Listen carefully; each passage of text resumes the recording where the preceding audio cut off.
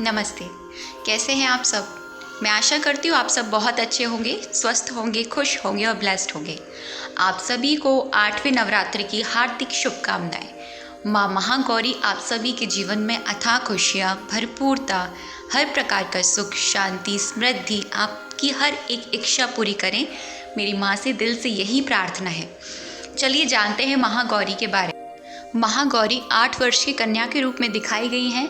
महागौरी का स्वरूप बहुत ही मनमोहक है। महागौरी को आज के दिन हलवा, पूरी, चने का भोग लगाया जाता है। कन्या लांगुरा के रूप में उनकी पूजन किया जाता है। कन्या के रूप में उनका पूजन किया जाता है। तो आप भी दुर्गा अष्टमी यानी महागौरी आज अष्टमी का पूजन करते हैं तो महागौरी को हलवा, चने, पूरी का भोग लगाइए और कन्या लांगुरा के रूप में उनका पूजन कीजिए। महागौरी का जो पसंदीदा रंग है वो है श्वेत कलर है और माँ गौरी को लाल कलर भी बहुत पसंद है। तो माँ गौरी को आज के दिन आप श्रृंगार का सामान भी चढ़ा सकते हैं, सिंदूर इत्यादि चीज़ें चढ़ा सकते हैं। महागौरी को आप नारियल का भोग लगाइए।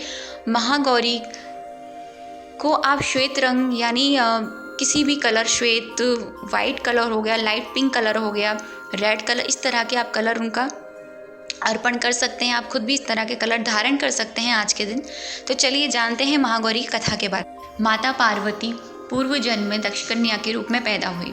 उनका शिवजी के साथ विवाह हुआ, परंतु दक्ष के द्वारा शिवजी को अपमानित करने की वजह से माता सती ने अपना देह यज्ञ में त्याग दिया। उसके फलस्वरूप महादेव घोर तपस्या में चले गए। इसके पश्चात माता सती ने राजा हिमावन के घर माता पार्वती के रूप में जन्म लिया। अब माता पार्वती को अपने पूर्व जन्म की सब कुछ ज्ञात था कि वो पत्नी थी महादेव की। वो अपने पति के रूप में उनको बचपन से ही मानने लगी। अब जैसे ही माता पार्वती 8 वर्ष की हुई तो हिमावन ने पंडित जी से कहा कि पुत्री के लिए योग्य वर ढूंढें, परंतु योग्य वर उन्हें कहीं नहीं मिला। तो पंडित जी से माता पार्वती ने कहा कि मेरे जो वर हैं वो कैलाश पर्वत पर रहते हैं, आप जाके देख कर आइए। वो कैलाश पर्वत गए। वहाँ जाके देखा तो एक बूढ़ा साधु यानी महादेव तपस्या कर रहे थे, ध्यान में थे। महादेव को प्रणाम करते हुए पंडित जी ने कहा कि पंडित जी बोले, महादेव मैं आपके लिए प्रस्ताव लेकर आया हूँ माता पार्वती की तरफ से आपका विवाह का। तो महादेव ने कहा कि मैं उनसे विवाह नहीं कर सकता, इसके उपरांत उनको घोर तपस्या करनी होगी।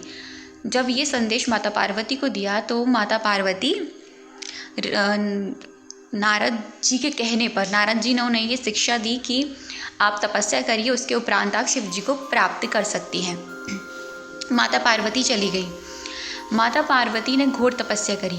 पहले कंद मूल फूल खाया और उसके बाद धीरे धीरे वो कंद मूल फूल के बाद, फल फूल के बाद वो पत्तियाँ बेलपत्र पे आ गई। और जब वो बेलपत्र खाने लगी तब उनका नाम पड़ गया अपर्णा देवी।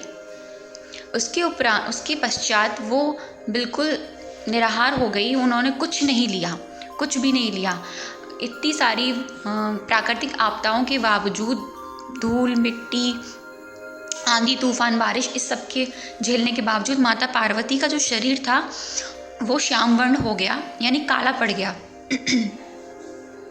उनका शरीर एकदम काला पड़ चुका था और शिव जी उनकी तपस्या से प्रसन्न हो गए। जब शिव जी वहाँ आए, माता पार्वती को घोर तपस्या करते हुए देखा तो शिव जी ने माता पार्वती को वरदान दिया कि मैं आपसे विवाह करने के लिए तैयार हूँ। तो वो जो श्याम वर्ण उनका शरीर था उनको दूर करने के लिए शिव जी ने माता पार्वती को गंगा जल से स्नान कराया। जब माता पार्वती को गंगा जल से स्नान कराया गया तो उनका शरीर गौर वर्ण का हो गया। बहुत ही कांतिमयी, बहुत ही खूबसूरत। मैं कहूँ कि इस गौर वर्ण की हम कल्पना भी नहीं कर सकते कि माँ पार्वती का जो शरीर था इतना खूबसूरत, इतना मनमोहक, इतना खूबसूरत हो गया कि क्या ही बताएं। तो जब गौर वर्ण का हो गया तो माता पार्वती का नाम महागौरी पड़ा। तो इस तरह से माता पार्वती का और शिव जी का विवाह हुआ। और माता गौरी, महागौरी वृषभ पर सवार रहती हैं। उनके 4 हाथ हैं और वो बहुत ही खूबसूरत, बहुत ही मनमोहक, बहुत ही मुस्कान उनकी मंद मंद उनके चेहरे पर छाई हुई है, इतनी गौर वर्ण की देखते ही मन में शांति आ जाए। उनको श्वेत रंग के कलर का बहुत पसंद है, उन्हें श्वेत रंग कलर का वो अपनी वस्त्र धारण करती हैं। तो आप आज के दिन श्वेत रंग के कलर को धारण कीजिए। माता पार्वती को लाल रंग का फूल, माता पार्वती को, माता गौरी को सिंदूर चढ़ाइए। और माता गौरी को आज के दिन 8 वर्ष की कन्या के रूप में पूजन किया जाता है, कन्या लांगुरा के रूप में आज के दिन पूजन किया जाता है। तो उनको हलवा, चने, पूड़ी आदि का भोग लगाया जाता है। तो माता महागौरी को आज के दिन भोग लगाइए। और आज के दिन ये प्रण लीजिए कि आप पूरी तरह से अपने मन को शांत रखेंगे, शांत रहेंगे, माता गौरी का आवाहन करते रहेंगे। आज हर घंटे अपने आप को ये देखते रहें कि आप कितने शांत हैं, आप कितने स्थिर हैं, आपके मन में फालतू के विचार तो नहीं चल रहे। इस तरह से आप खुद का आज के दिन का पालन कर सकते हैं।